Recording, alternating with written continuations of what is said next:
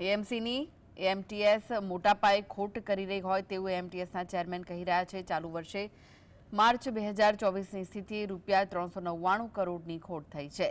અત્યાર સુધીમાં એએમટીએસની ખોટ ₹4025 કરોડ કરતાં વધી ગઈ છે। આ રીતે 2023-24ના નાણાકીય વર્ષમાં એએમટીએસને ₹541.66 કરોડનો ખર્ચ થયો હતો, જેની સામે ₹141.80 કરોડની આવક નોંધાઈ હતી।